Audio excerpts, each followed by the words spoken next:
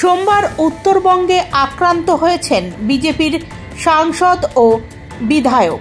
তারই প্রতিবাদে আজ উত্তর কলকাতা বিজেপি এসসি মোর্চার উদ্যোগে ধর্মতলায় প্রতিবাদ বিক্ষোভ দেখানো হয়।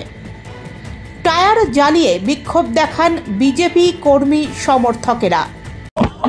যেভাবে উত্তরবঙ্গে খগেন মুর্মু এবং বিধায়ক শঙ্কর ঘোষকে রক্তাক্ত করা হয়েছে, তাদের একমাত্র অপরাধ তারা ত্রাণ নিয়ে গেছিল।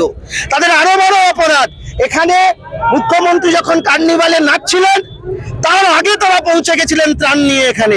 সেটাই বোধহয় তাদের সবচেয়ে বড় অপরাধ, যে রাজ্য প্রশাসন কাজ করতে পারেনি। রাজ্যের যিনি প্রধান, তিনি নিজেকে এখানকার রাজা বা রানী ভাবেন, তিনি আগে পৌঁছতে পারেননি, কি করে বিজেপির বিধায়ক এবং সাংসদরা পৌঁছে গেল। এটাই বোধহয় সবচেয়ে বড় অপরাধ, যে কি করে রাজ্য প্রশাসনের ফেলিয়ার চোখে আঙুল দিয়ে দেখিয়ে দেওয়া হয়েছে, যে ভারতীয় জনতা পার্টির বিধায়ক সাংসদরা পৌঁছে যেতে পারলেও রাজ্য প্রশাসন এবং তার তৃণমূল কংগ্রেসের লোকেরা পৌঁছতে পারে না। তাই কাদের সদিচ্ছা যাদের ছিল, তারা সেখানে গিয়ে ত্রাণ নিয়ে গেছিল। ত্রাণ নিয়ে যাওয়াতে তারা মার খেয়েছে। তাদের একমাত্র অপরাধ, তারা ত্রাণ দিতে গেছিল, মানুষের পাশে দাঁড়িয়েছিল, এবং তৃণমূল কংগ্রেস তার হারমাত বাহিনীকে দিয়ে এখানে মারধর করিয়েছে।